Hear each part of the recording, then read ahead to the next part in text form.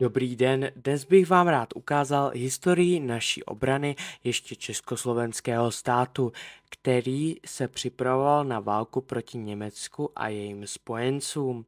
Dnes bych se zaměřil na jednu část této obrany, která se nachází v Pardubickém kraji. Dnes se budeme bavit o Kralické pevnostní oblasti. Tento fenomén se začal stavět ve druhé polovině 30. let minulého století, kdy byl poté chvíli přerušen a znovu v roce 1938 používán k domobradě naší drahé země. Nakonec tyto fenomény a nádherně a technicky vyspělé stavby, srovnatelné jen k francouzské mažinotové linii, nebyly nikdy použity k aktivnímu boji. Bylo to kvůli Mnichovské dohodě, která zajišťovala údajný mír za vydání Sudet tehdy německy mluvící části Československa. Tato smlouva byla sjednána mezi 4 velmocemi té doby 29. září roku 1938 a tím zajištěna nebojovnost Československa a její plné obsazení v březnu roku 1939 německou armádou. Poté tyto stavby byly využívány k různým testům dělostřeleckých nábojů, kulometů, různých ráží, granátům, plamenometům a k jiným testům. Tyto různé stavby poté nakonec byly převzaty zpátky státem po skončení druhé světové války. Některé byly zakoupeny od státu rekreačními a historickými skupinami, poté byly rekonstruovány a umožněn přístup turistům a obdivovatelům.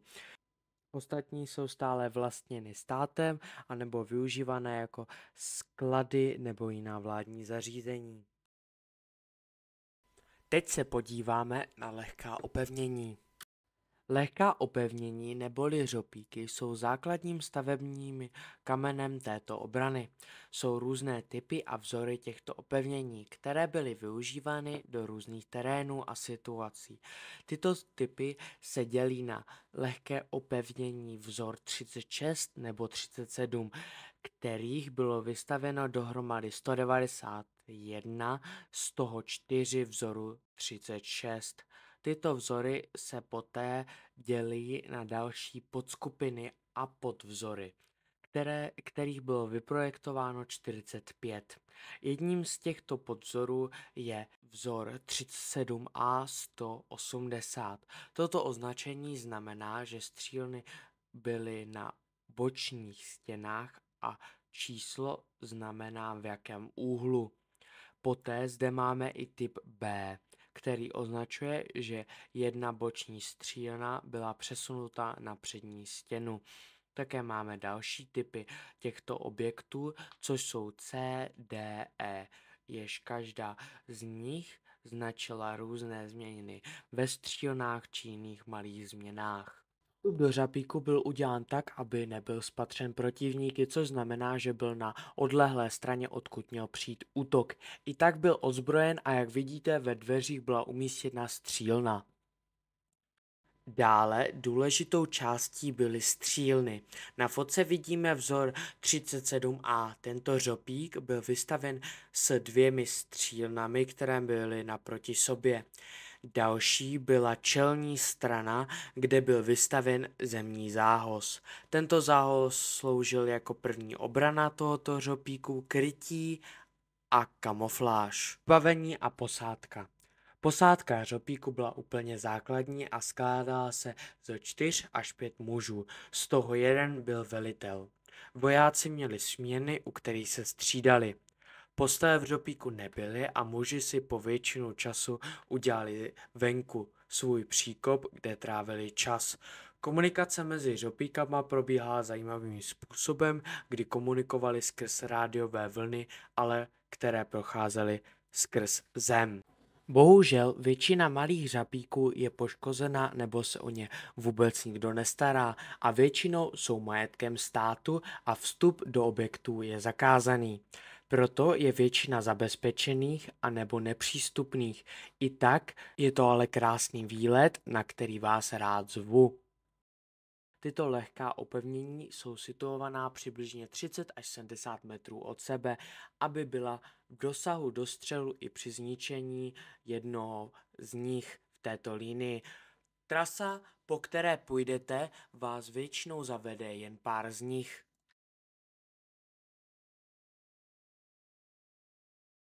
A teďka těžká opevnění. Těžká opevnění neboli pěchotní sruby byly jedno z nejdůležitějších a nejsilnějších opevnění naší hraniční obrany. Do září roku 1938 se podařilo stavebně dokončit 228 samostatných těžkých objektů. Tyto objekty měly ve stěnách uloženo až 1500 metrů krychlových betonů a až 120 tun ocelové výztuže. Očekávala se od nich odolnost proti všem druhům nepřátelského útoku bez pomoci polní armády. Tyto sruby byly schopny nepřetržitého boje až 14 dní bez jakéhokoliv zásobování. Také byly plně samostatné, byly vybaveny umývárnami, sklady, záchodami, telefonní ústřednou, studnou a ubikacemi. Jejich vybavení se také lišilo oproti lehkému opevnění v palebné síle. Byly vybaveny protitankovými kanóny a těžkými kulomety. Také měly pancéřové pěchotní zvony, které byly umístěny na vyvýšené části srubu. Tyto sruby byly poté také využívány na testování různých typů zbraní a bomb. Tyto testy byly prováděny Němci. Na fotkách právě uvidíte pěchotní srub KS-14, který byl zrekonstruovaný a právě slouží jako muzeum. Na této fotce je srub s jeho pěchotním zvonem a protitankovými barikádami. Jako první, když se podíváte, tak uprostřed tohoto srubu uvidíte vchodové dveře a vedle nich 2 střílny na lehké kulomety proti pěchotě. Na této přiblížené fotce jdou lépe vidět malování, které srub obdržel. Zde jsou další fotky srubu před a po jeho rekonstrukci. Teď se dostaneme k místnostem a vybavení tohoto srubu. Nejprve se podíváme na nejvíc unikátní věc tohoto srubu, kterou měl. Je to nyní pietní místnost, která dříve sloužila jako místnost pro minomet. A teď dělostřelecké tvrze. Dělostřelecké tvrze jsou soustava různých objektů tvořící nejsilnější a nejodolnější a nejdražší části československého opevnění. V dobové definici je dělostřelecká tvrz charakterizována následně. Tvrz je uzavřená soustava pěchotních dělostřeleckých a minometních srubů, podzemních ubikací pro osádku tvrze, skladišť střeliva a různého materiálu. Všechny tyto složky tvrze jsou spolu spojeny podzemními chodbami, na povrchu terénu jsou obklopeny souvislým pásmem překážek a tvoří tak samostatný celek. Proto pro tyto mohutné a drahé stavby byla volena nejvíc strategická a důležitá místa, odkud mohla přijít německá armáda. Byly to podpůrné, ale i samostatné tvrze, které byly schopny podporovat sruby nebo odstřelovat různá údolí a taktická území. Dělostřelecké tvrze byly tvořeny z různých objektů. Jedním příkladem dělostřelecké tvrze je tvrz Bouda. Představovala jeden z pilířů opevnění na severní hranici. Je tvořena 5 objekty s nejvyšším stupněm odolnosti, který je 5. Tato odolnost značí tloušťku všech zdí, že jsou postaveny z 3,5 metru železobetonu na všech stranách. Čelo tvrze tvoří pěchotní srub KS-21, KS-23 a KS-24. Poblíž vrcholu kopce, kde je tato tvrz postavena, je situován objekt KS-22, který je určen pro otočnou a výsuvnou dělovou věž.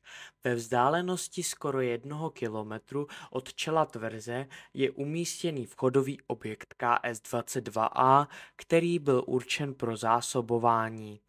Tyto objekty jsou propojeny podzemními chodbami, které měří 1,5 kilometru a některé části obsahují kolejnice pro lepší přesun materiálu nebo zásob.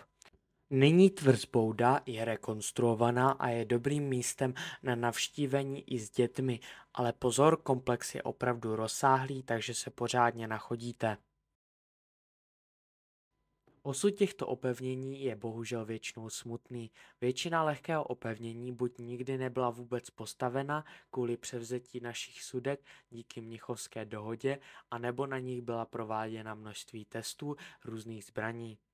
Bylo na nich testováno různé granáty, dělostřelecké střely, protibetonové střely, kulomety a množství dalších zbraní. Většina tvrzí, některé sruby a malé množství řapíků byly rekonstruovány. Tyto rekonstrukce byly většinou realizovány nadšeneckými skupinami, které jsou z celé republiky. Pokud bylo opevnění rekonstruováno, většina se stala muzeí anebo jinými historickými kouskami. Ostatní nadále zůstávají pod státem, až jsou nedostupné pro návštěvníky. Tak, děkuji moc za zhlédnutí a doufám, že se uvidíme příště.